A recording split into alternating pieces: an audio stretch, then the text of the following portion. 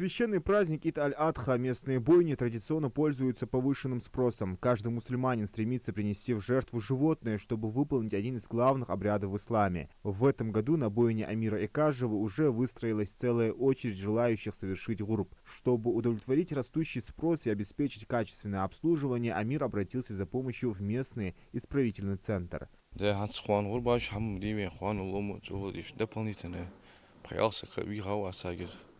Os porядок кеш бол беж дуахн адуахш чуади ново солдат чуади бо укваду хажижи ишти дахдул гаты дуахн дуади нахади хабякаш наха парату хугуш. Исправительный центр стал эффективным инструментом не только для социализации осужденных, но и для решения проблемы нехватки рабочих рук на предприятиях. С прошлого года день сады был бы сарцани. И возмештхул 20, 22, 23, 15, 16, постоянно меняться мудой, был уже царцани был бы от маладар де алчи хана яцы бусар хавари шейхана набагри так дер будет отпрашиваться дать шей был бы потихоньку бокс. Зарплата осужденных соответствует минимальному размеру оплаты труда. Организациям, трудоустраивающим осужденных к принудительным работам, предоставляются налоговые льготы в соответствии с законодательством. Однако главная цель исправительного центра – плавная реабилитация заключенных и их возвращение к социальной жизни. И с этой задачей он успешно справляется.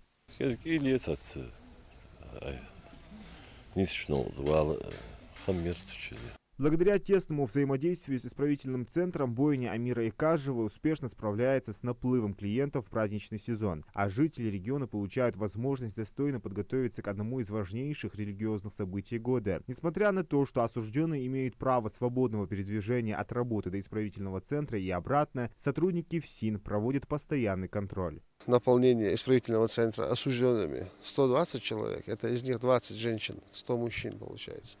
Но на сегодняшний день там всего лишь 69 человек осужденных. Вот. Есть организации муниципальные, есть юридические лица, есть индивидуальные предприниматели, с кем у нас трудовые соглашения. В месяц проводится не менее 2 раз проверки осужденных на местах трудоустройства. Вот. Сегодня первая проверка в этом месяце. Осужденные находятся на своих рабочих местах, кто где закреплен на своих участках.